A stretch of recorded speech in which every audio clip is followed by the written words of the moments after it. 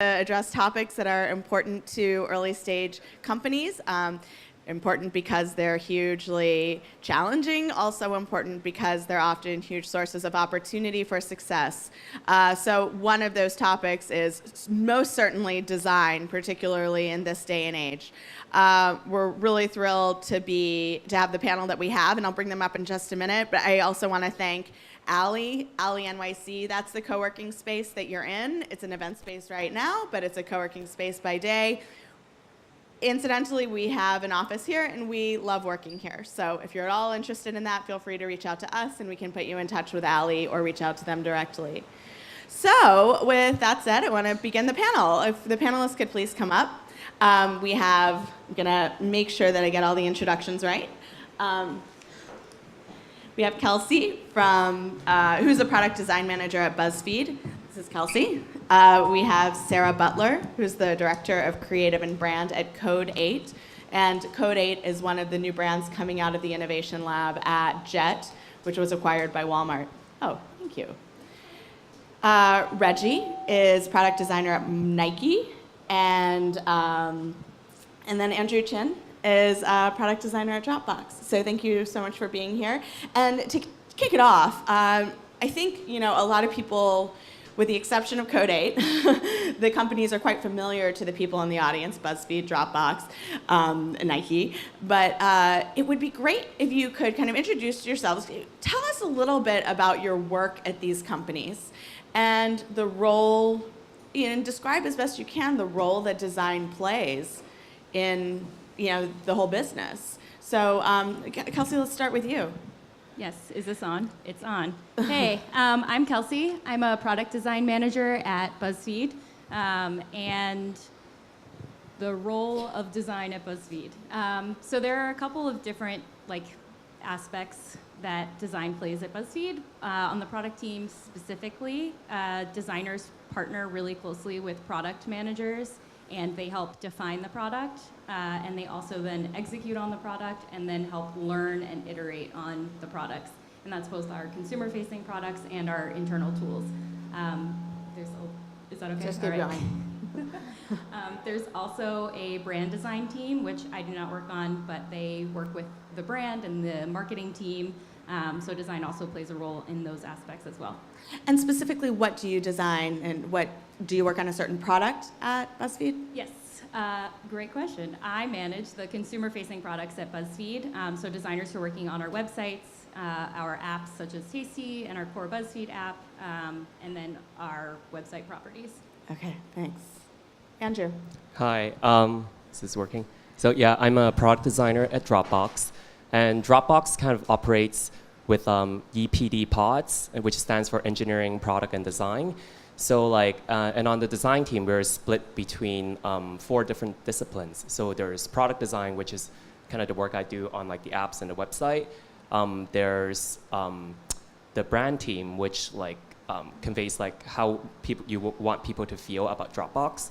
And then there's the UX writing team, which is one of the teams that's most important, the words that people read on the page, that we partner really closely with. And then lastly is the user research team, so the people who go out and really understand and learn about what people do with Dropbox and how they work. Thank you. So at Code8, it's a little bit different. We're very small right now. Since we're a part of Jet and Walmart, we're working on a new technology to disrupt the retail space, which is really exciting. But right now, I sit on the marketing team as a director of brand and creative. So unlike these product designers, we're very separate. And we work on anything consumer-facing. So that's the website, that's the packaging, that's any email campaigns, logo design. We just did a whole rebrand, which is really exciting. So once we launch, we're currently in stealth. You'll get to see all of that. So you're doing a rebrand while still in stealth? Technically, yes. When it's different because part of store number 8, we have access to certain resources, and part of those resources sometimes is agency help. So we had that when our CEO started the company, but based on how our business changed and pivoted when we started hiring for the fuller team, we realized, hey, our company has shifted a little bit. This branding doesn't really apply to our new consumer and everything like that. So when I came on board, I had the task of sort of overseeing all of that, which, as you can imagine, was a pretty big task. And then once we did that, we'll start applying that to all of the other consumer touch points. And we also have a product design team, and that currently consists of 2 designers, and we're hiring for more, but that's completely separate from our marketing organization. Thank you. And Reggie. Hi, my name is Reggie. I work at Nike. I work on the Sneakers app. We're actually right down the street. We work a lot with new marketing channels, direct to consumer, trying to figure out how to re-engage people and drop shoes in a new way, new interesting ways other than just like going to shop at the store, and just really reaching out to the community and especially New York and getting people involved. And yeah. Great, great. Thank you. I think one of the things that's particularly relevant is something that I think you are kind of getting at, Sarah, with is a new product launch and kind of which sometimes includes like a rebranding like before it's even launched. And I think that's not just the case at companies with maybe more resources, but probably occurs as people are getting their own products underway at smaller startups. So I want to talk a little bit about launching a new product. And for some of you, it takes more the form of like maybe a feature. But I think all of those things are highly relevant to the audience. And so, Kelsey, you just launched the As Is a product at BuzzFeed. So that seems like a new product, right? That would fall into. Can you take us a little bit through the process, like the role that design played, what you needed to do design well, or and vice versa, what they needed from you to launch the business well? Yes. So As Is a really interesting product launch at BuzzFeed. It's the second time we took a brand essentially and spun it off into its own like branded destination. Essentially, the first one was Tasty. As is a little bit smaller scope. It doesn't have its own app. It's really just a web destination today.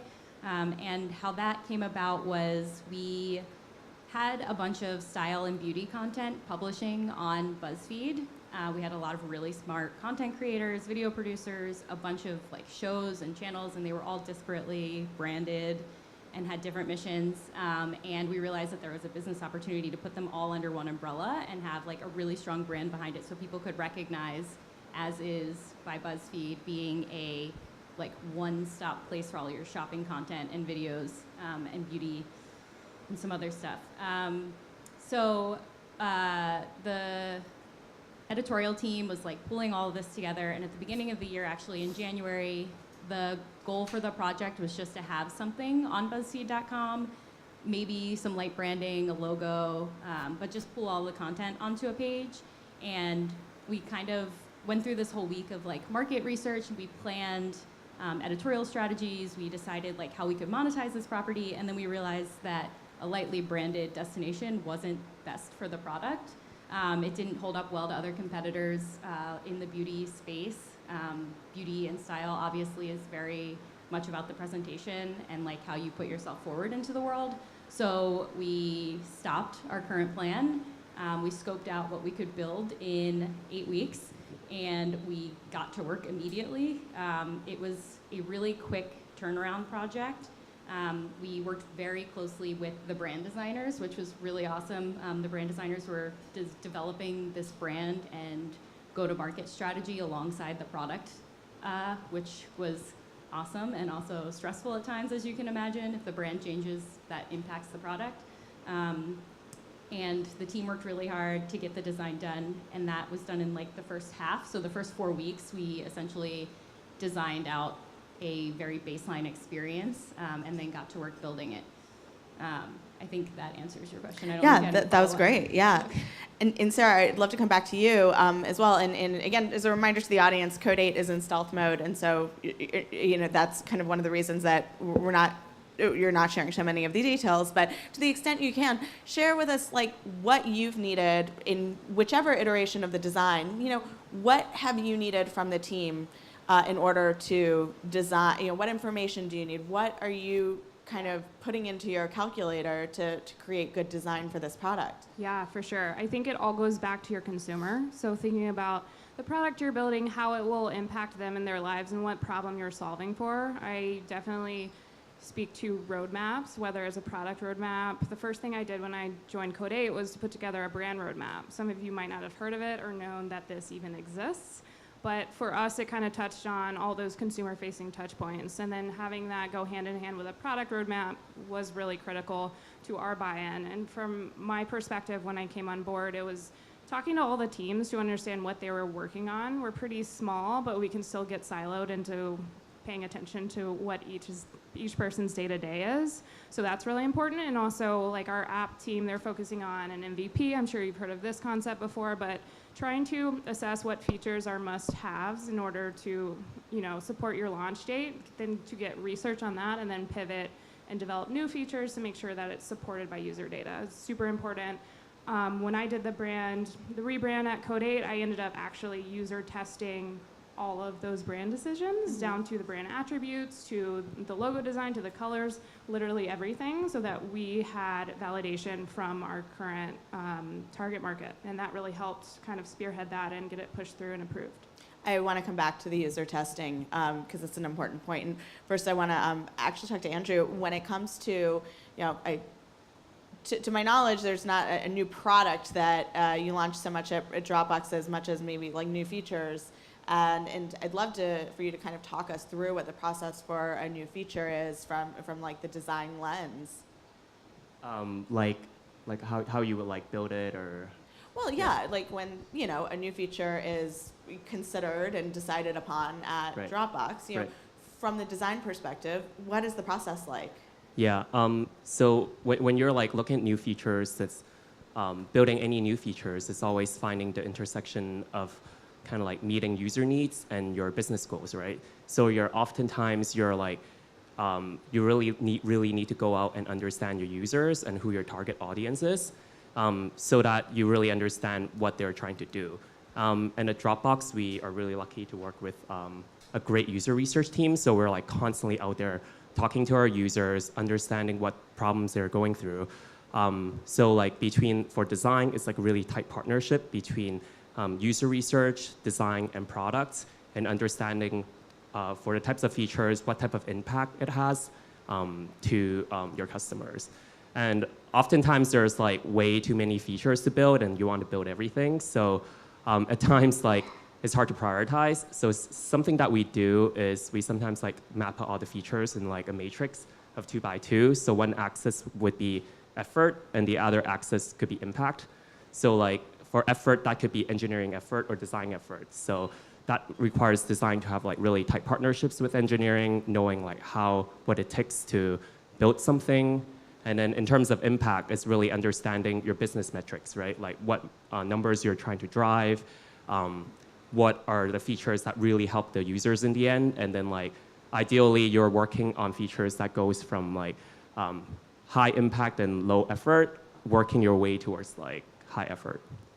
I have a question. So in a scenario like that, in I think most cases probably there's some negotiation between like engineering and design, and I'm sure business goals as well, but I think just to stay with engineering and design, how does that work? And anyone here, please answer, like who wins? Or who's in charge? And what are kind of the values that dictate kind of the ultimate decision? I can touch on that for a little bit. Yeah, Reggie. I find like engineers typically win. You kind of want to meet in the middle whenever you can. You don't want to waste time fighting about it. You should definitely have a discussion. You should voice your opinion. But I typically find that engineers' time is probably best used building something with effort in mind and impact in mind. But I think there's a compromise in the middle. Typically, in my experience too, even at Oscar, when we did a redesign for the member-facing app, we were rebuilding it from scratch in React Native, and this was a huge discussion to have. People didn't want to do it. Stakeholders at the highest level didn't want to do it, and we kind of had to make the pitch as to like why this was going to help us out in the long term, versus getting like kind of an easy way out in the short term. So, yeah, I don't know if that answers your question, but. Yeah, Sarah, were you gonna? Yeah, I was just going to say that no one wins. You should be on the same team. But that too. Told us just to put more controversy into these panels. I'm doing the best I can. no worries. But my perspective is that it should always go back to the business goal. And so everyone should understand what those goals are and working towards that together. There are always going to be trade-offs, whether it's on the engineering side or the design side, but it's making sure that maybe these are features that'll come out later, and so you're not burdening your engineering team, but also they know sort of the impact that that will have on the business overall, and so they're going to push for those features that will help in that way. Can you give us some examples of the business goals that have driven the products you've worked on recently? I can't, because we're in Could someone stealth. besides Sarah?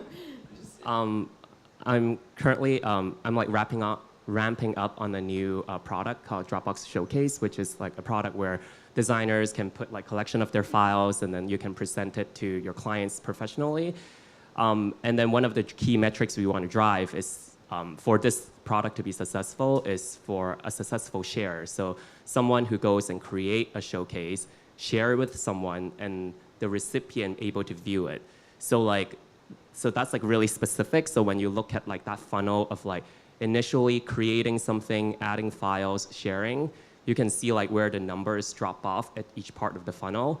So that kind of goes to like measuring each part of the funnel is like super important. And when you see like huge drop offs in different parts, then you focus your energy on it. And for us specifically, we don't do a really good job at onboarding. So like this quarter, we're going to focus on the onboarding efforts. Thank you. Reggie, are there any business work on sneakers app? Yeah.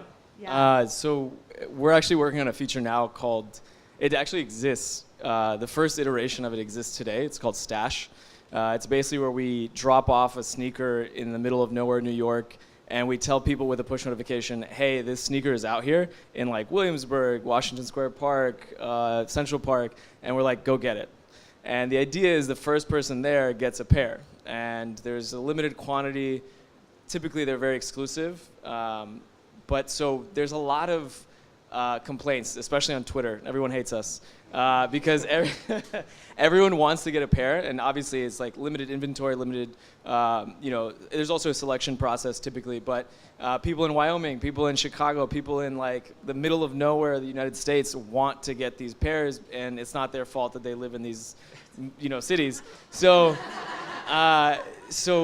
we're working on something called Super Stash, and our name is in progress, but the idea is still around community, which is the general idea for sneakers, where it's re-engaging the people who are participating in the stash to the people who are in Wyoming and in Chicago and in Texas who can't unlock the pair, and the people doing it here in New York will unlock it for them in another city.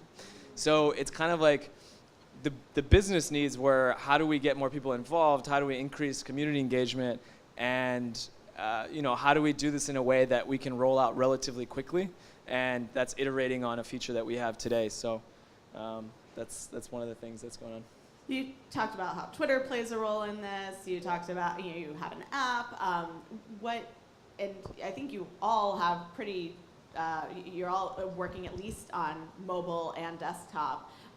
Not to mention you're working probably across content. I know, Sarah, at Greenhouse, you were working with like documents, but also how it was presented online and on apps. So can you tell me a little bit how these goals kind of translate across different platforms? How are you considering mobile versus desktop? How are you considering content?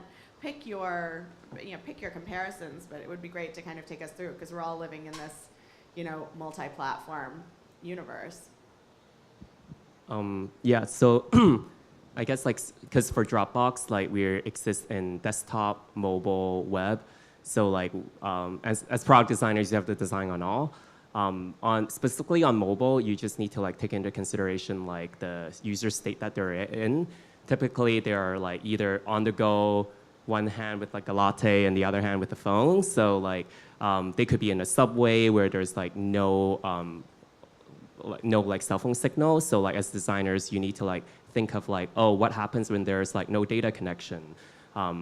Because you're constrained to touch a tiny small space. You need to show information one at a time instead of web where you have all this information. So just like prioritizing what are the most important things that you need the user to know and do, and like design accordingly. Kelsey, did you have any? Yeah.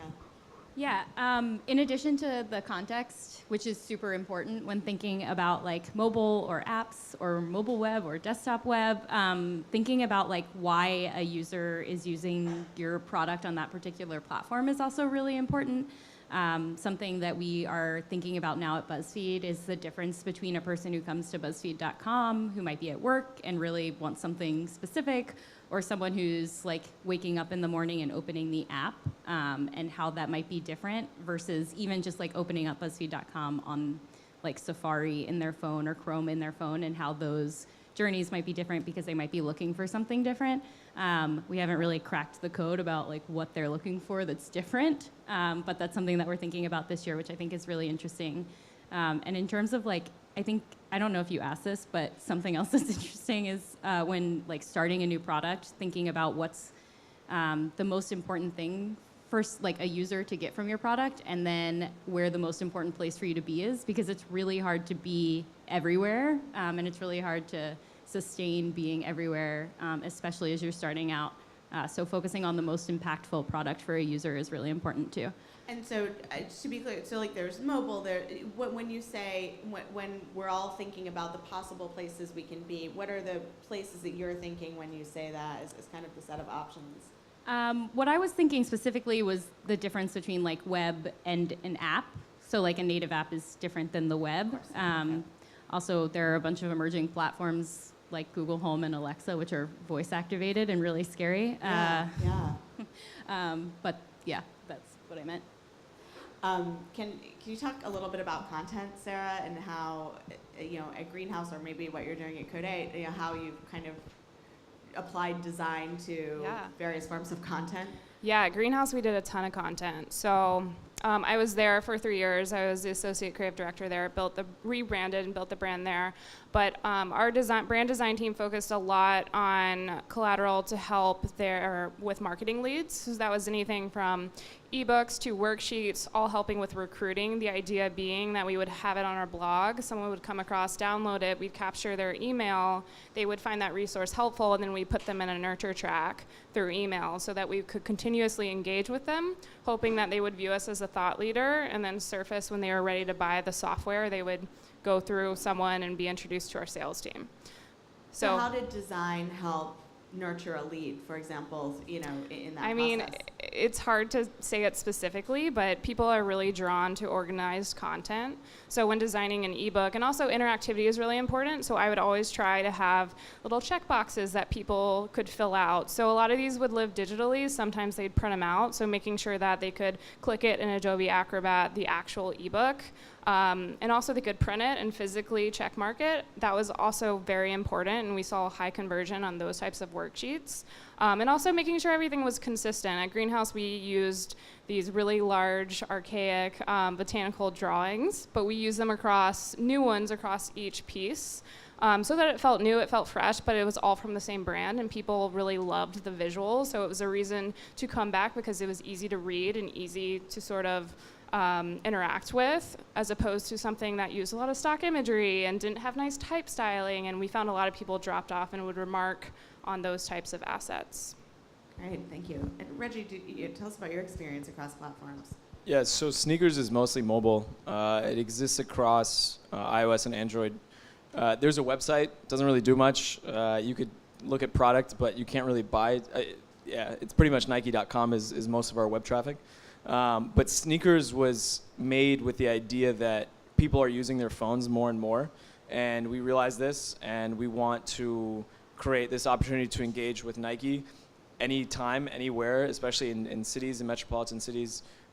So this idea of building a cross-platform Android and iOS has been really interesting. Danny just asked me about one of our features called Pass, Sneakers Pass. Up until now, it was not on Android. And it's been our biggest request for the past year, I think, ever since the app actually launched. And in about 2 weeks, it's actually going to happen. And I think from that standpoint, building in parity across Android and iOS you got to know your market. You know, it's like you got to know who's using the product, but at the same time, it's like, how do you mitigate the damage of not having covered both platforms at the same time? So it's interesting. Hopefully they'll be happy when this actually comes out. Yeah. I want to talk. I want to talk about user feedback. That's so interesting. And you know, how do you know when you're doing it right? How do you know when you're doing it wrong? Where do you look? Anyone? Andrew, it looks like. Yeah, so I've worked at Dropbox, and previously I worked at Square and Apple, and out of all these companies, the one thing that we always forget is data logging. It's like so obvious, but like it's very easy to like, you don't like define your success metrics, and then you don't remember to log your data, and then when you launch your product, you're like, are we doing well? And all you can say is like, I guess daily actives are good, but then there's like, it's no way to measure it. So it's very, very important to like, before you launch something, that you know what you're measuring and have all the right logging in place, like to the point of like every page that people click on this, the people hover this, it's like super, super important. So that's like one way to quantitatively find out whether a feature is working or not. And then if you have the luxury, qualitative feedback is super important. So like bringing it in front of the users could be as easy as like bringing it to a coffee shop and ask someone to use it. You get like so much value out of it. Reggie, yeah. Yeah, we did user testing like a week ago. We usually try to bring in at least like 15 people into the office every month or so. We ask them a bunch of questions about how they use the app, how they engage with it, their buying habits, what they would like to see, things like that. But we also have the luxury of having an office and having like, some people have user research teams. I've had a company that was 7 people, and I would go interview people at Starbucks. I would literally like bring the app I was working on and go sit down with them at Starbucks and say, hey, can I buy you a coffee? And can I ask you a couple of questions? But typically, like most people, especially for the people starting their own companies, you don't have the same resources that large companies do. So I would say just go out of your way to do whatever you can, especially if you have people literally in New York. Everyone, sometimes they don't want to talk. Sometimes people are very reserved and closed off, especially on the subway. But if you approach someone and just kind of put yourself out there, typically you'll get results. And talking about your product is always helpful. So, Great. Yeah. Can I touch on that? I think Friends of Friends is a good strategy if you don't have the funding or the resources. I'm not going to touch on feature testing. I think what was interesting too is identifying people who fit within your target market. You could test everything. Like when I started at Code8, I tested the logos, I tested the colors, and how to do that in a not biased way. Because what I found pretty quickly is people are design can be subjective. Some people prefer red over blue. Why they do that? Sometimes there's a psychology behind it. Sometimes they just prefer red. So for me, it was identifying those brand attributes. So we have 4 brand attributes, and then the questions were phrased, which color feels more elevated, for example. And then they could tell you, is it red or is it blue? And then having it kind of go against those brand attributes gives you a lot more data that's actionable versus I prefer to paint my walls red because I just like the color, if that makes sense. Kelsey, what about you guys?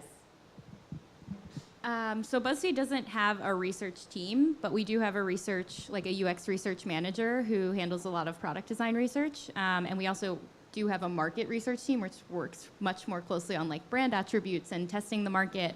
And they did a really interesting study for like BuzzFeed audience. And the things that they learn is it's like really interesting what you can learn if you have the resources.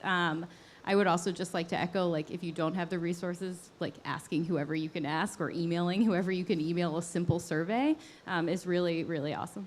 Do you mind if I just get into the nitty gritty a little bit there more? What were some of the insights that they brought to you that were particularly helpful? Yes. So a market research team can tell you something like, this logo does not feel credible to me, or I don't associate it with like trustworthiness, which is, as you can imagine, really important for a company that also publishes news. I'm sure that you all also thought about that when thinking about testing the logo, is like those brand attributes that are really important yeah, so like BuzzFeed is associated obviously with like fun and quizzes and pop culture, but we also do really serious reporting. And it was really interesting, probably not surprising, but interesting to see that like the market also responds that way. Sure, thank you. And I want to just, this came to mind as you were talking about feedback, and I was thinking about the paper testing that's often encouraged. And then I thought, is that just UX or is that part of design as well? Like, and how does how should we be thinking about the intersection of UX or how do you think about like the intersection of user experience and design? Are they two different things or? I think they're one and the same. Typically, I think there was an idea of talking about freelancers and how to work with freelancers at some point. But like, if anyone's worked with designers in the past, typically my advice, and this is my personal opinion, but product designers is the idea that someone does both UI and UX. UI is user experience. Any way that someone interacts with an interface. To be clear, user interface and Yeah. user experience are what they're stood Yeah. for. Yeah. Thank you. And they're one and the same, really. So if you're doing one, you're doing the other. If you're doing one siloed, you typically are going to get bad results, or you're not thinking about the full circle. That's my experience. I think other people have differing opinions, especially when it comes to education. I think that's kind of where it branches off. What do you start with? What do you kind of focus on? And I think it's really they go in tandem with each other. So.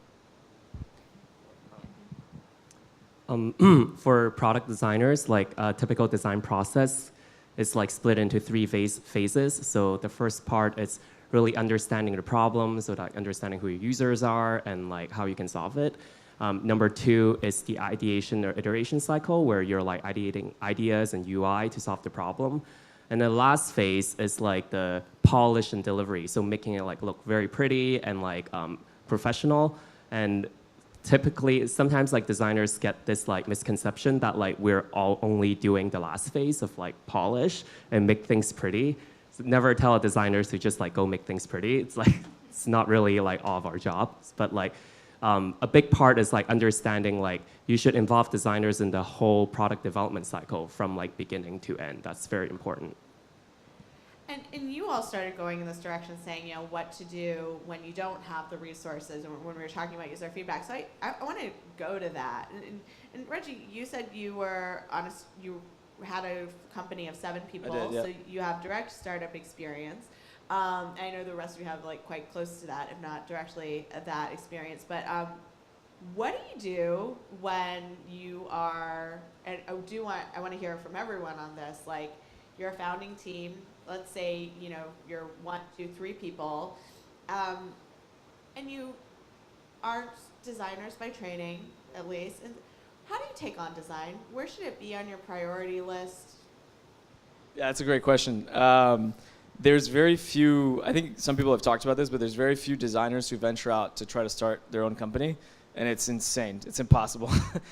I'm a perfectionist in many sense, in a very broad sense of the word, but especially when approaching a product and a company, you right away, and this was my first company too, and it failed, but you learn a lot in failure in itself. I wanted to do so many things. I wanted to work on the logo, I wanted to work on the app, I wanted to work on branding, I wanted to work on everything. And I think that your time is kind of your most valuable asset at that point. It's like how fast, how quickly can you move, but still make things, work and function the way that you want them to, and still keep the end goal in mind, right? So design is like a double-edged sword. It's amazing to have a design background when you're founding a company, but at the same time, I think it almost like it could hinder you if you let it get in your way, especially when thinking about perfectionism and making things exactly the way that you envision them. I think my biggest takeaway was how do you create version 1 of the product that you want to see down the road, and how do you get there incrementally? Like, how do you build on top of a little by little approach? This is like an MVP. Yeah, framework, exactly. a And minimal people viable product. Yeah. One thing. Right. People toss that term around a lot, and I think the general idea is that don't waste time trying to make things perfect. You're not going to realize what it actually does until it's in people's hands, and what the reactions are going to be until they're in someone's hands. And it could be the complete opposite from what you originally thought it was. And so, or it could actually be used for something else, and that turns into another opportunity for you. So that was my experience. Other advice, how should early stage founders think about design? Yeah, so if your team is like really small, then one really important thing is to just brutally prioritize. Like list out every feature that you could build and then start like crossing things that you don't need. It's like, what is like the very minimal viable product that you need in order to ship this? And we've often think that we have to build something in order to test something, but it's like totally not true. You can really just test a concept on a piece of paper at a coffee shop, like show it in front of a user and ask them like, does this meet your needs? Like, would you use this? And you can get so much signal just from doing that. So like, even if you have like a team of like 1 or 2, you can do a lot just from like, proving your ideas. Obnoxiously nitty gritty, how many of these paper tests do you need to do to like really get a sense? And I have heard, I've asked that to people before who roll their eyes, but the number is quite low. It's like to actually get a really good sense. Yeah, sometimes like by like the 4th person you talk to, you see a pattern. So like 4 to 6, you probably get a pretty good idea as to like whether it's working or not. Yeah. I was amazed by that. Like just like the information you can get without huge, massive, expensive systems is pretty amazing when it comes to product. I just wanted to touch on Andrew's point real quick. You don't need to have a finished product before you actually pass it around and get feedback. I remember when I started raising initially, it was a Pixate prototype. If anyone remembers Pixate, shout out Pixate. It's dead now. But it failed too. It did fail. Yeah. It did, yeah. Actually, they sold to Google. So, so I did a Pixate prototype, and it was I faked every frame of a keyboard typing experience, and it took me like 10 hours, but it felt real. And I put it in front of VCs, and I did the job. So the idea of having to have a finished product is false. I think you can run with it and see what people's reactions are before you actually have to build something. There's one time we were testing a concept of using a bot. So like, but then like how we did it was to actually have like someone on the other end. So like, someone would be like typing in a question, and then a real user, like a real like Dropboxer is like typing on the other end. So you don't have to build like the whole bot system. You can just like test it. Isn't that like the theory behind everything that's AI right now? Like it actually is ultimately just Yeah, a person actually, on the that's other kind of how it works. So you were gonna Yeah, I wanted to touch on your original question, which was about design within entrepreneurship. And if you're starting a company, I think it depends really on what stage you are. I would actually say to not invest in design in the beginning. I would expend your resources really for that pitch deck when you're talking to investors. I've worked with a lot of friends and clients who have done this and found that if you really polish the deck and made something look really nice and focus on your communications there, it can go a really long way. Yes, you should definitely have a prototype, but these investors understand that it's not going to be perfectly designed. So spending your resources that way is really nice. And then also maybe not focusing on someone full time. There are a lot of places like Upwork, which kills me to recommend, but something really quick and cheap just to get something out there, knowing that once you get Series A or seed money, you can spend money on rebranding it, hiring a junior designer to take that ownership. Upwork is a kind of gig economy powerhouse where you can go and find designers, writers. You can find anything. It's crazy. We'll get into that later. Are logos important when you're just starting out? Are you asking me? Yeah. Yes, but for other people, entrepreneurs, maybe not as much. I think you can tell a lot with a logo. It depends on how much time you want to spend into it and how much you want the symbolism to link to your service. If you're still testing your service and your business plan and still getting validation from users, if there's really a place in the market for it, I would wait till you have a lot of that done before investing in any sort of visual with it. I would also just say I think like logos are probably important to certain types of businesses, but not all of them, depending on who like your audience is and if you want to do those lo-fi testing. What can you say? Like what scenario? I'm sorry, it's always landing on you. Like give us an example. But what would make a logo more important? What about a company would make it more important? This is hypothetical because we actually didn't do much research before launching as is, but for like a beauty and style brand if we wanted to run market research before to test the market. Like if we hadn't done the content, if we didn't already prove out that there was an audience for it, the logo is probably really important for a brand like that. And that's like, I don't know if you have better examples. Yeah, I mean, I can give an example. When I was at Greenhouse, they had not really invested in the logo, and don't Google old Greenhouse logo. I have to tell you, we had Daniel Chait on a panel Wonderful. a few months ago. He's the founder of Greenhouse. You would never know that a company, he's like, we forgot to make a website. It was like the first 2 years was Those like were a all of my series conversations with him. It was great. But so, for example, that's a business-to-business software company. They didn't invest in any creative. I was hired, I think I was employee around 50, so they already had a full-fledged team. I came on and we redid the branding. For example, here at Code 8, we haven't even launched yet, and we're already redoing everything and care a lot more about the visual brand in order to go to market. It's a consumer-facing brand, so you have that differentiation too. I want to hear about that. B2B versus B2C. Does it change how you should think about design? I think so. I think you need to have nice design regardless. I think the markets are really just have that expectation now, as within the startup culture. Design is a differentiator. Everyone wants an easy functionality. But I think and this is just speaking in-house, not as an entrepreneur, you get more resources when it's consumer facing just because your reach is so much further. With business to business, my experience at Greenhouse was we would occasionally launch new products, all the time new features, but we ended up launching 3 separate products. And I know within my current company, we just have to work a lot faster and care a lot more about all of the other consumer touch points. So packaging, emails, we custom design our emails. At Greenhouse, we didn't do any of that. They just wanted a header and then they could send out everything. So it's a little bit more detail oriented from my perspective based on my 2 in-house experiences. So hopefully that answered your question. Sure, it does.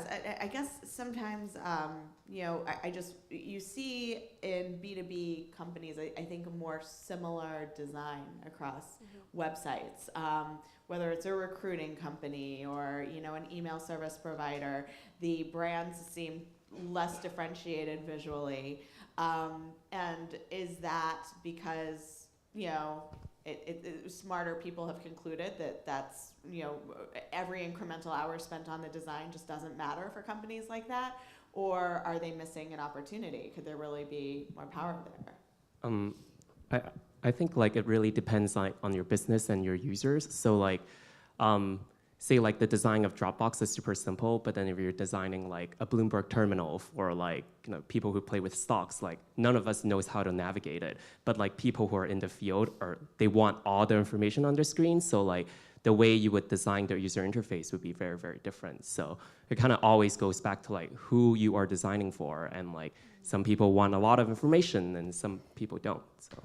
My experience with B2B is that they rely and care more, honestly, about functionality. And I'm only thinking about from the recruiter perspective. Greenhouse is recruiting software. They just want a product that works, that helps them recruit better. They don't care really about the botanicals. From us and from our perspective, it's really what set us apart. Because when you say botanicals, you're talking about I'm talking about the plant illustrations. Sorry. Of Greenhouse. Sorry, not vines the actual physical plants. But that actually set us apart marketing-wise. But when you would log into our software was very clean. Just trying to make sure that users knew how to navigate and use it to the best of their ability. So there's a little bit of a drop off there. I think consumer facing, you don't have to just worry about the functionality of the product. If you have one, you have to worry about the entire customer life cycle, both on your software and then outside of your software. Thank you. Yeah. Yeah, I can touch on that a little bit too. How many of you guys are familiar with Oscar, the health insurance company? Maybe you've seen the Subway ads?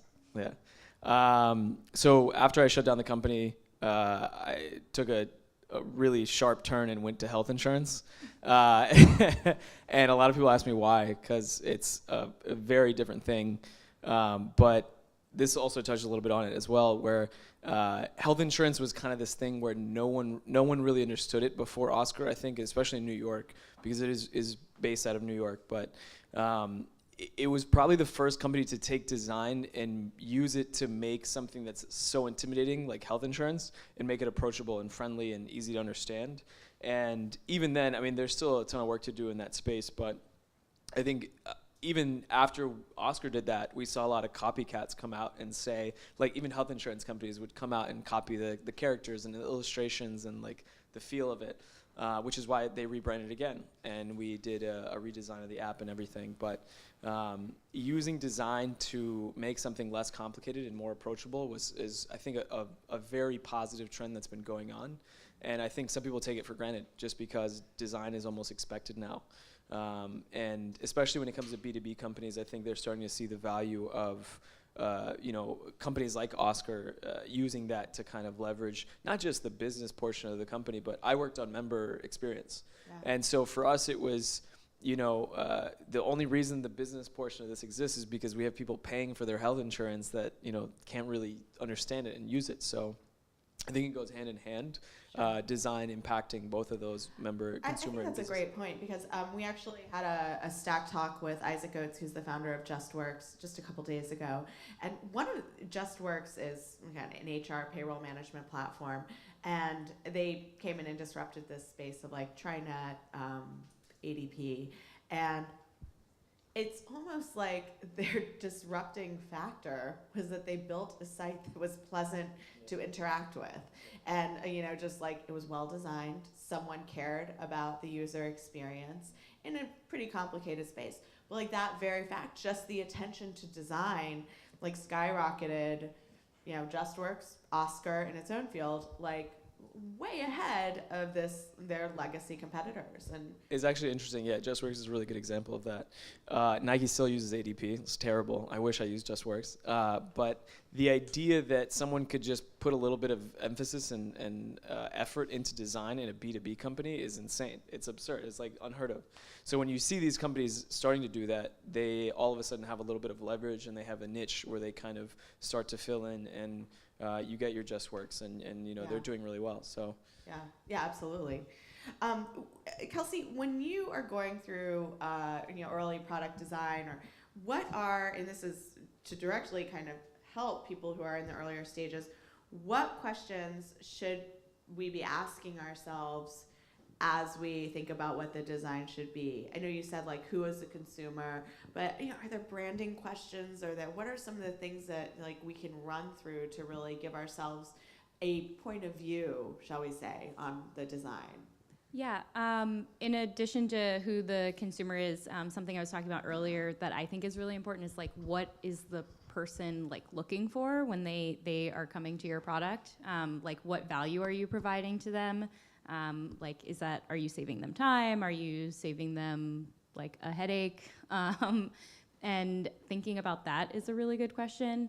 Off the top of my head, I can't think of other questions. And any other questions that are kind of useful for thought exercises in design?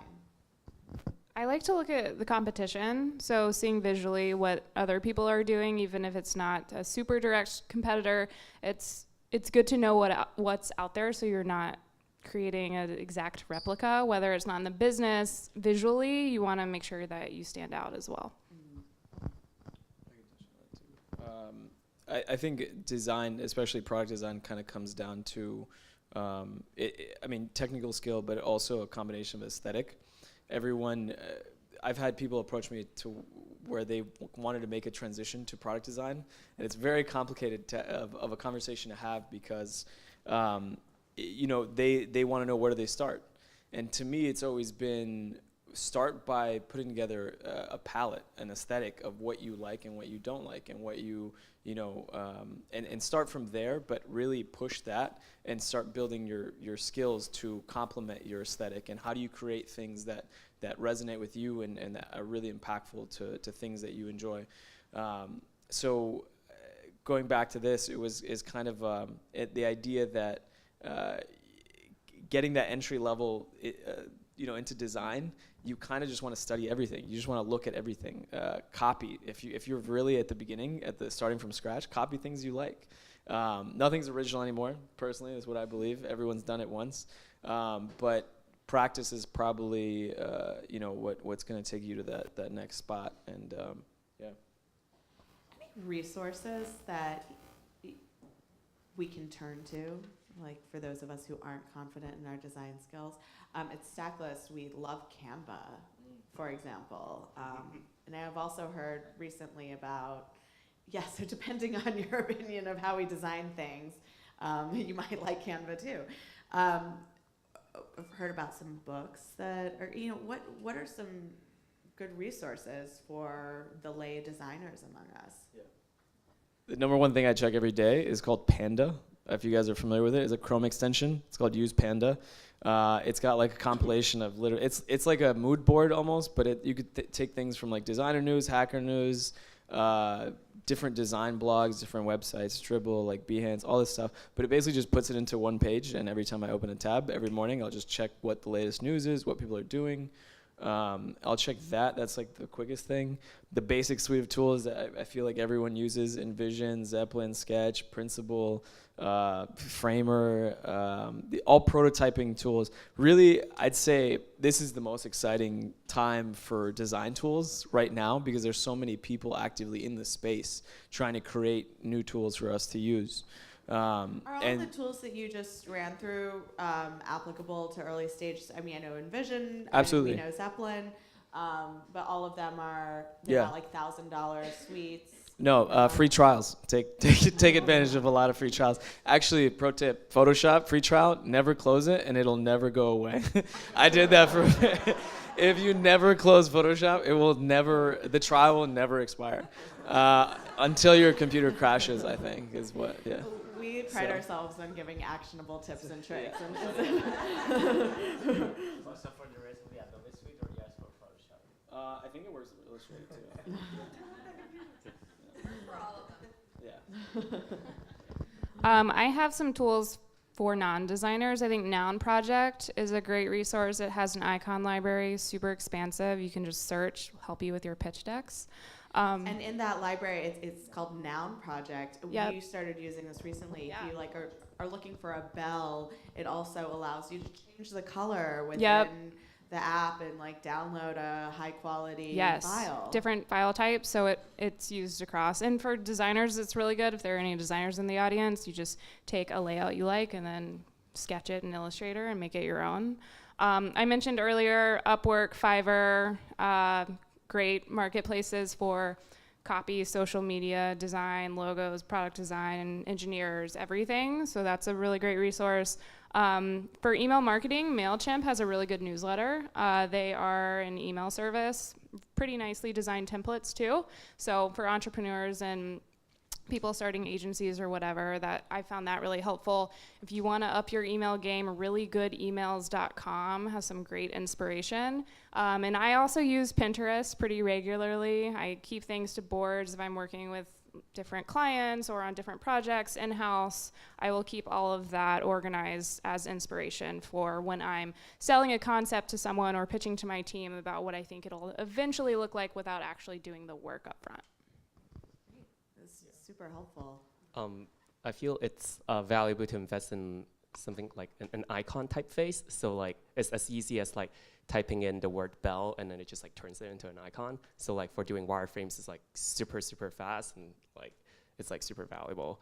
So what would the tool be for? Like you literally like type in like a text field. It's like you type in like Apple and then like it turns into an Apple icon. Called Symbol Set. Symbol set. Symbol Set. Yeah. I think it's like $20 online. If you type in search, it'll give you a search icon, and then it's pretty good on web too, and mobile it works. Yeah. Has anyone heard of Taylor Brands? It's like a logo producing engine. It's trying to take into account some of the objective but also subjective considerations of your brand, and then it produces some assets that you can use and some suggestions. Super fun. I would definitely recommend trying it. I feel like all of you are like, no. I want to know how you feel about templates.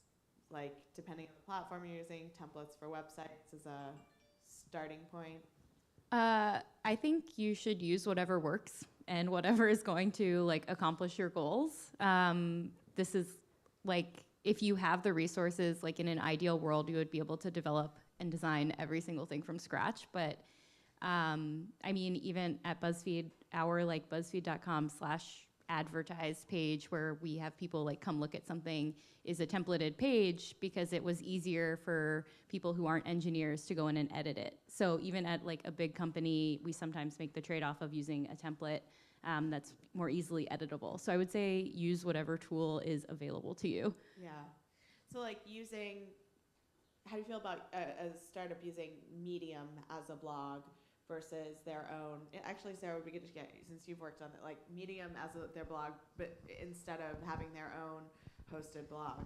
I think it depends. I always say start small. I think there's no problem with that. I know there are a lot of templates online where you can buy like a marketplace or something that's already coded, and then you can customize it using your own typeface, your own images.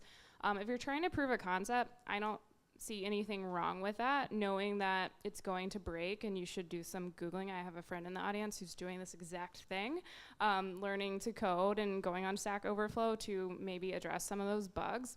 It's going to take time, but you can easily do it. But if I were to take holistically, you get what you pay for, so just know that it is going to be finicky, there are going to be bugs, and you are going to have to spend time investing and troubleshooting it and getting it to the way that you want.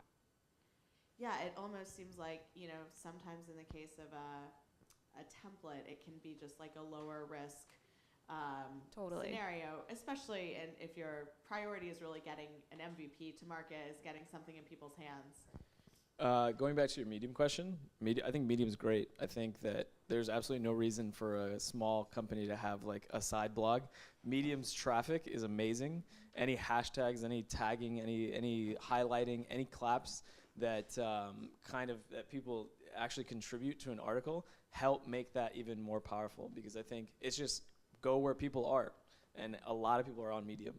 And if you have valuable content to contribute to the platform, why not? I think they'll have an easier time finding that.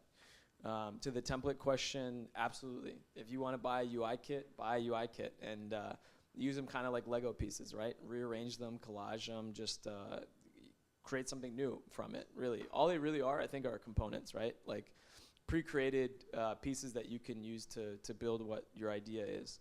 And I think there's some for like $20, like $15 that you can buy. And also online. time savers. If you feel your time needs to be put into something else for your business. Andrew, sorry. Oh, no. I was going to say, for the Dropbox design team, we actually post our articles on Medium. So for a company our size, we still use Medium. Yeah. So mini plug is great. I just realized I had a conversation with my dad just a few days ago. He has a very deep passion for old automobiles, and we got him to use Medium instead of some of the other things he was using. And he got so mad. He's like, I can't get these pictures into. I can't. And I just said to him, I was like, because you shouldn't. And Medium's controlling for that, and Medium is protecting you. And I feel like sometimes that's what some of these templates do. They are like locking you into a pretty restrictive design, and because they know it's going to work. I think it's well designed, even. Like, I think the fact, like, Medium looks good. I think, you know what I mean? But they also have all the basic things that you need to publish content. And I think at the end of the day, like GIFs, to me, if you can upload a GIF and get your point across a little bit more easily than just text, or an image too, and they do account for that. It's great. Yeah. Also, if you guys haven't checked out, Facebook Design has tons and tons of great design resources. They have templates on the full iOS app, the Android app, all the different hand models with different ethnicities. So to do your mock-ups, it's all free. And going to Upwork and Fiverr, if you bring on a part-time freelancer, I think that's probably a decision a lot of people will make. In this crowd, any tips on managing that kind of relationship? Well, you have someone there probably temporary. How do you make that really work? I actually used one for help when we had the company and I was a designer. So one helpful tip is, I know how designers charge for freelance, so it kind of helps you realize kind of the system and kind of what's the best use of your time and their time, what's the most efficient setup. And what we found worked really well was an hour cap per week maybe 15 hours per week and setting a goal for like do as much as you can for 15 hours for the week and just send it over. And really what I wanted at that time was ideas. I wasn't trying to get like full-fledged product, but I just wanted ideas.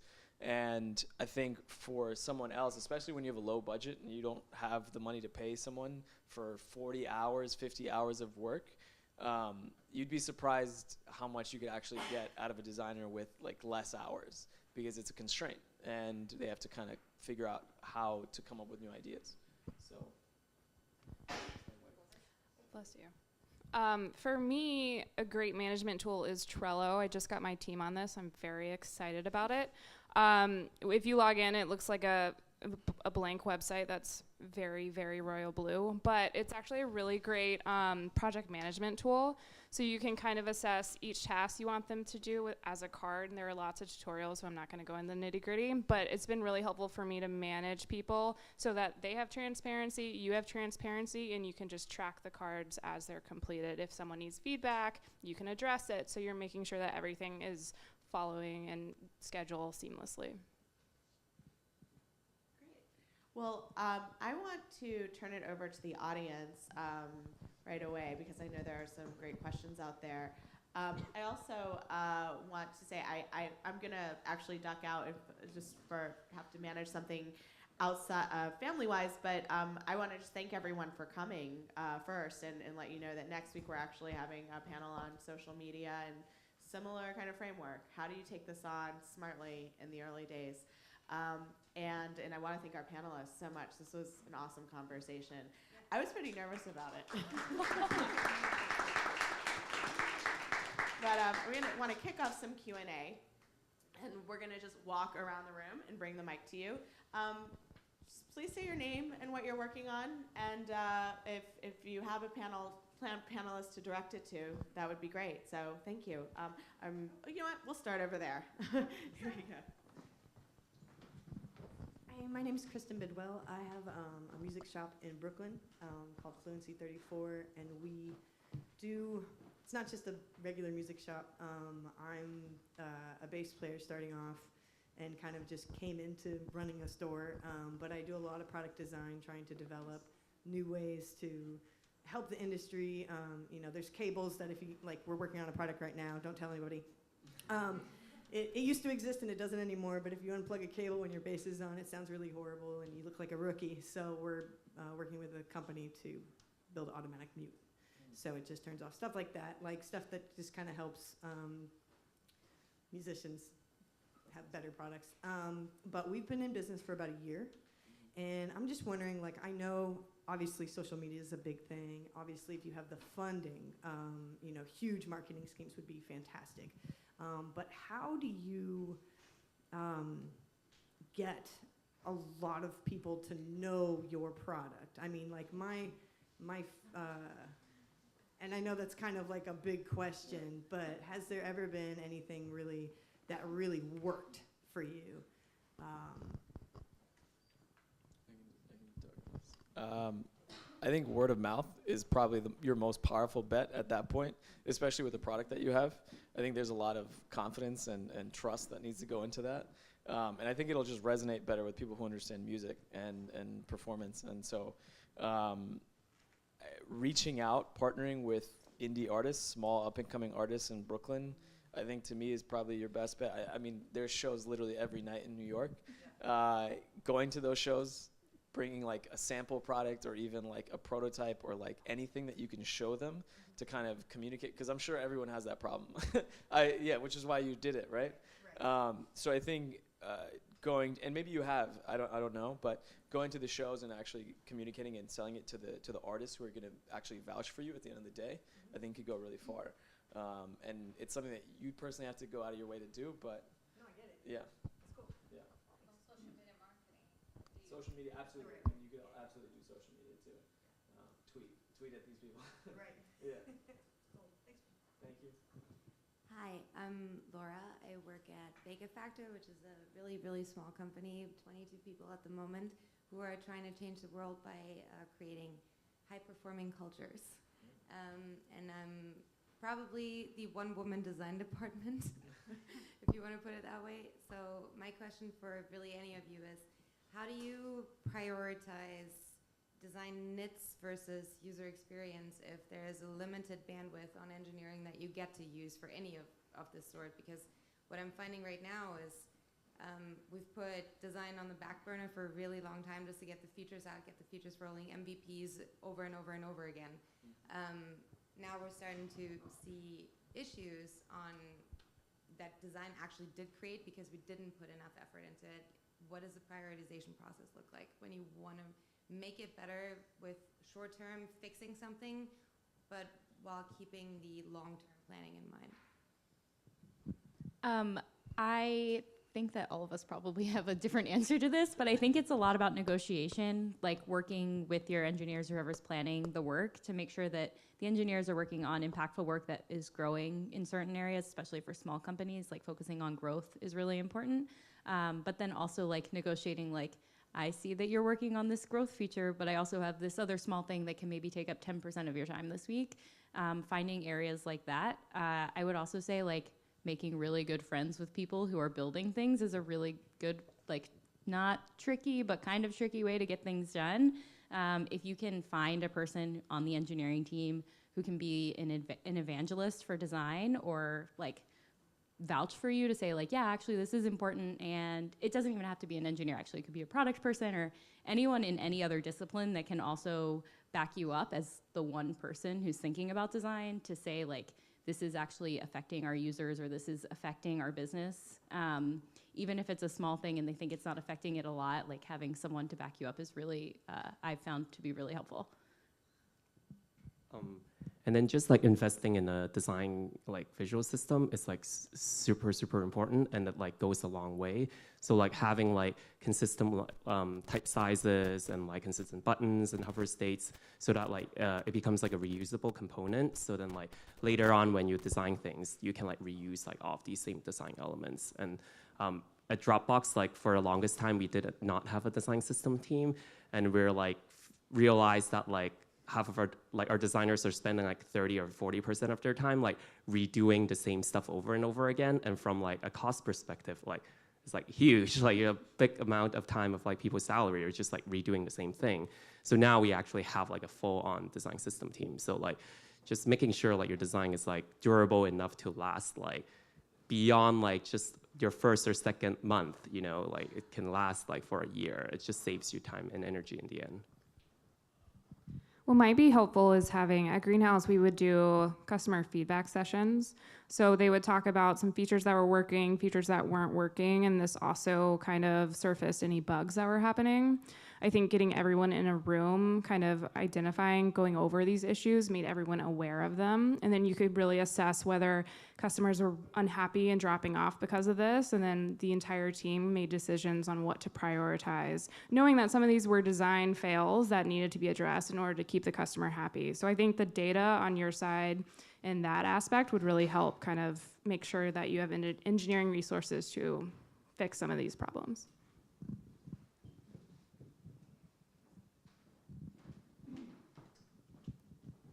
Hi, I'm Ignacio.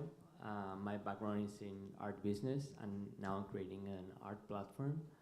So I would like to hear from you, what do you think are like the latest trends on design? So if they're related, for example, with like typography, or if it's, I know we talked about this, but how important it is to have a logo or not, especially in early stages.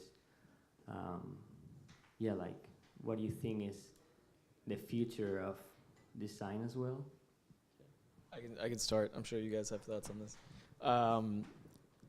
You've probably seen trends everywhere, from like flat to, or actually, let's take it back to like 2007. Skeuomorphism, remember that? That was like textures and like really thick border radius, all those crazy things. Then you had flat design. Then you had like your Windows Phone UI. I think we're getting to a point where actually there was like a subtle phase where it was like heavy drop shadows and like very heavy border radius. I think that's mostly Apple. They're kind of influenced there with interface design and iPhone. But I think what I'm noticing more of is illustration, branding playing a larger role in the company. Illustration specifically, I say that because everyone seems to have characters that they want to release like every week. But branding especially, I think branding is now playing a larger role in companies, especially smaller companies. Brutalism is very in right now, like kind of very in-your-face typography, very minimal, black and white, kind of raw design. That's kind of a trend that I've been noticing. Interactions, animations, things like that, like messing around with transitions and on web and mobile. Yeah, to piggyback off of that, I think bold type in general, not just visibly, but also within what you're saying. So I think we're a lot more free in terms of what message we're delivering. We're not as afraid to take risks, and I think this just goes with society as a whole. So I've noticed that. I think gradients are definitely a thing in the past. We're still seeing them, but I can see that kind of changing and shifting. I would agree that illustration is still huge. My wonder is when that will drop off and start being more reliant on typography, which will always be a thing, and color. I see a lot of color blocking too, which is always important. Anything else? I think you're more fads and like trends are one thing, but I think what we've seen kind of stands the test of time is just a really powerful use of typography and spacing. I think layout is really your kind of focus at the end of the day. Everyone can come up with a new style that people seem to associate with and really like, but I think what is gonna be classic at the end of the day, something that you made in 2010 that feels like you made it today or yesterday, is something that uses very well thought out layout and typography and use of spacing and something very the fundamentals basically. I think that'll always be trendy. That's what brutalism is in, right? In a way. And I would maybe stray from being overly trendy just because you're giving yourself a time limit on that too. Because if you invest in the design, you spend time doing it, it's super trendy. Within, I don't know, sometimes it's as little as 8 months, people don't like it anymore, and you're kind of locking yourself down to a certain design time frame, which you definitely don't want, especially if you invested all this money to do it in the first place. So just something to consider. Also, less is more. That's a good thing for design, like simplicity. I'm Magda. I'm a senior designer for NBC Universal. I work for the Today Show, SNL, those shows. But I venture out now, like I'm doing my own company. It's a video platform, of course. So it's for collaborative videos. I started this journey in 1 year, but I'm still working full time, so it's crazy. But here's my problem that I'm having right now. So I'm about to launch the beta test. The way I approached it was because I sort of did the UX myself. I got some freelancers, but I outsourced the engineers. And the beta is simple enough, but there's a few things that we're kind of battling. Like one is I want to do analytics to the beta test right away. They said not necessary. So wanted to get your feedback on that if it's, and then the other would be, I feel like I'm the only one testing the features all the time. Like, for instance, I have a marketplace in the collaborative video where you can purchase some little animations for your, like, if you're doing videos for like a collaborative birthday or anything, you can like purchase a few titles and stuff like that. And I asked them, can you put those in, on the marketplace? They did it, but people could buy it, but they couldn't preview it. I was like, how is that? They're like, oh, you didn't tell us this part. So I find it very interesting, the engineering kind of frame of mind. Like, I'm finding it that I have to like say every step like so detailed. And is this a problem because I'm outsourcing? Because I didn't have the resources, or is this just a problem? Usually, I'm just trying to find out. Yeah, outsourcing engineering is always tricky. I mean, you never know what you're going to get, really. I'm not sure. Where did you outsource? Just curious. too. Actual lands, they're like in Canada, but most of the developers are in India. Okay, so there's some distance there. Yeah. Yeah. Okay. And I time woke zones. up like at 1 in the morning. Okay. Yeah. Yeah. There are really great tools for finding freelancers to work with, especially, I mean, some people run into the same problem you're running into, where location plays a big factor, and not being able to communicate effectively plays a big role in what happens with the result of, you know, what you kind of hired them for. One of them is Toptal, Toptal. They have kind of sprung out in the last 2 years, and they do a really good job of pairing you with contractors and freelancers in your city. That's one resource that I would use. Honestly, at this point, it's kind of difficult to kind of take a step back, because you've already built this relationship with them. And I'd say my advice would be to transition to someone that's closer to you, that's going to be more effective at kind of getting your idea across. Maybe New York, maybe even like the East Coast, just to start. Yeah, no, absolutely. East Coast, and it is kind of that problem where it's like you kind of, you know, you get what you pay for, and India's tough. It's we actually outsourced a couple engineers as well when we first started in Poland, because one of our guys is Polish, and the time zone was tricky, but also managing expectations. One thing that worked really well was kind of like setting a guideline, like a spec, like an outline of what we wanted to build, and sending it to them. But very, very minimal, and like just the basic amount of work. And then like what you were saying about previewing, that would come later, like down the road. Like we would literally get them to start from scratch and just do the basics. But good luck. How about data analytics? Like, Next question. Yeah. Well, that was part of the question. The data analytics. I would definitely get data on your first test, Right your away, first right? round of tests. Yeah, I would absolutely Yeah. get people's feedback and send to them. Okay. Thank you so much. Hey guys, my name is Byron. I'm with Paragon One. We're a career coaching platform for college students. I came a little late. Sorry if you already talked about this, but I was wondering if you had any suggestions for a good workflow to work with a contract designer to kind of minimize costs and get the best results quickly. For example, do you recommend always starting with a lo-fi mock-up and then having like a meeting where you talk about it before you move to hi-fi, or what are the situations where you would follow that or not follow that? Thank you.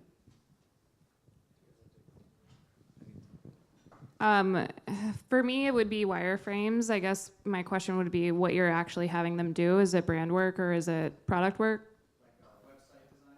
Yeah, so I would definitely do wireframes, so establishing sort of the goals there and what the user will experience. Do something super low fidelity, just with outlines and with colors, and do blocks like an image here, some text here. Do all sort of filler information, copy, lorem ipsum, all that stuff. I would work that way. And then give them phases and milestones to hit, so you're reviewing work every step of the way, so you can surface things you're unhappy with immediately, and then go ahead and have them address that feedback instead of getting to the end and being unhappy and having them rework something from step 2. Hey guys, my name is Josh. I work for a fintech startup company as a product designer, and I'm like kind of recent to the field. I've only been working for about 6 months. And like the more I get into it, luckily the more more reach I kind of have in the company, and the more I'm presented with like many different paths that I could continue growing, such as learn more about UX, like solidify my UI knowledge, or learn more about testing, or even like motion animation. And I was just wondering, like, how do you prioritize what you should be learning as a product designer, and then how do you implement that?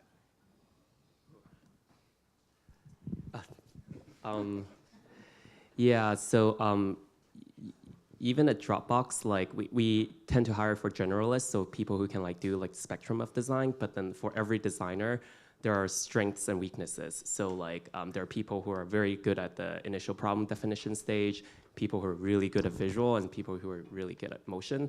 And to find someone who's good at all, it's like impossible. Like in my career, I've only met like 1 or 2 people who's like really good at every single aspect. So, like they're real unicorns.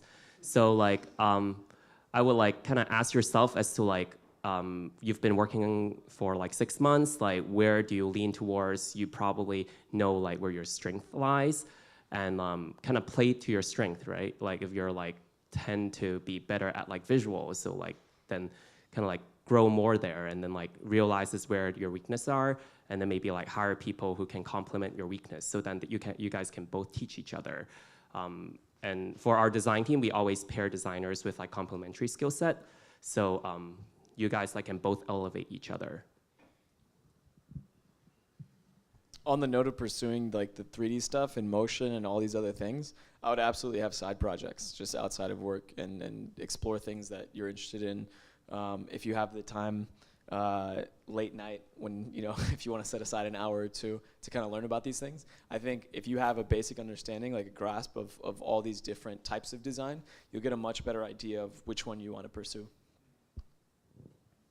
Hi guys, my name is Kailu. I work for a company called Hello Ava, which is a personalized skincare consulting company where we allow users to find their skincare products based on their unique skin types and their needs. And we power that by artificial intelligence and also human expertise. And I think you guys brought up a really good point earlier, saying that if your company is small, like us, we're full-time employee around 10, you can, when you're doing user testing, the best way for you just to go out to Starbucks and talk to people and buy them coffee. But my question is, as your company grows, and if you say you user from 0 and becomes 50K, and then now it becomes 100K, how are you going to maintain that circle of customers or users where you can always go to test your products with? Do you give them, you know, like money incentives, or do you go to groups like Google groups or like Slack groups? How do you create a circle that you can always turn to test your product with? So for Dropbox, we like have a banner on our site to ask people to go fill out surveys, and the incentives we give is typically like one of you will win like $100 Amazon gift card. So like you might get like 500 responses and your cost is only $100. And for real life testing, where we invite participants, so like we have like a whole database of like knowing what users uses what platform and their behavior. So then we like target what users we want to like interview, and we like send them screeners and recruit them and have them come into the office. So for those, it's a lot more involved. So like the benefit can range from like $150 to like $200 Amazon gift card. And we are a big company, so like this is like kind of the scale of like what like Facebook, Google, Dropbox would pay. But then like you'd be surprised the power of like a $20 Amazon gift card. People like people come get that shit. Yeah. I would say too, you can send out surveys to have people opt in or out. Another idea, depending on your business model, as you release new features, you could have them try them out, so that way you're not paying for anything, you're getting valuable feedback, and they feel like they're getting a value add because they're trying something new and cool and they're part of this beta or alpha group. So that's another way. Or depending on your products, like I'm sure you probably test products day in and day out, skincare, you could like send them a little something you have in inventory. So it's a light lift for you, and you could always have them in your system to reach out to a later point in time. One other very quick tip is if you have some mechanism of like telling your users, whether it's a banner on your website or like an email list, and you have someone to monitor a Facebook group, Facebook groups are really great places to like directly interact with your users and say like, hey, did you see this new thing we launched? What do you think of it? And over time, if you have like a large enough user base, people just start dropping in and saying like, I really hate this thing that you just launched, or I really love this thing, but I wish it did 10 other things. And that's a really valuable place to have like the connection, and you don't have to pay them either because they're just on Facebook anyway.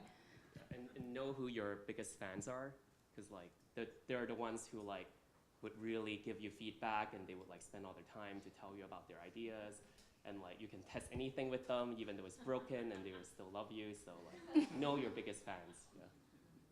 All right, just 2 more questions. Hi, my name is Camille. I work for a really small startup. It's called Elucid. We are making a tool that allows police departments to track community sentiment towards the department.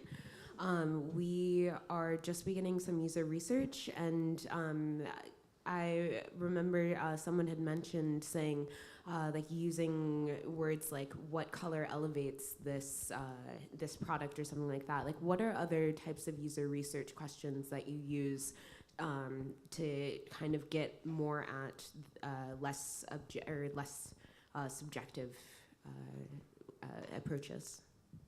You can probably speak to this as well, but I think the most important thing to do first is figure out what you said this, brand attributes, like what words embody your brand, and what is most important to you. Like, what do you want a user to feel or think about your brand, and what words do you associate with them? And then you can tailor questions around that. I don't know if you have any other. No. Okay. Hi, my name is Tim. I'm from Columbia MBA. I'm pivoting into a more product-related role into industry.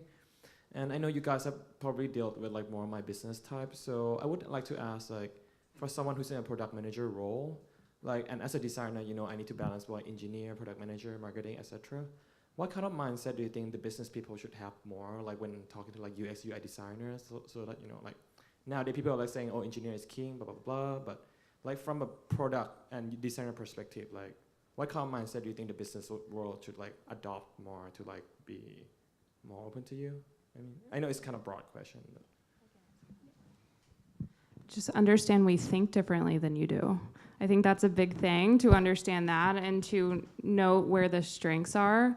So I can only speak for myself, but I know that I really think about the user and sort of put myself in their shoes and how they're interacting with something, whether it be a feature or for me, a piece of collateral, and understanding the questions that they will ask. My sort of experience with designers have been, they don't like deadlines, especially product designers. Sorry, guys. At Greenhouse, we didn't even have deadlines for features. That's sort of how the company worked. The idea being that, as Reggie was talking about earlier, when they're pushed within a time frame, they actually are less productive and create worse work, if that makes sense. So obviously having loose expectations there, allowing them to put in the extra time to make something really great, I think is just a good understanding to have. And also making sure you're partnering together really well so they understand your goals, you understand theirs, making sure you're hitting those, and communicating in a way that shows empathy, knowing that you don't have the same background. I've found that goes a really long way on both sides. I'll touch on that real quick. I've found that having someone from every part of the company at the ideation phase is probably the most powerful. So if you bring someone with a business background, an engineering background, a product background, the phase in the process that you're going to get the most value out of having all those people in the same room is at the ideation phase. It's when everyone has kind of that voice and can raise concerns at the earliest level. At some point, it doesn't even matter, because when you move farther along into the process, designers are going to go actually do the work, engineers are going to start building, and the value really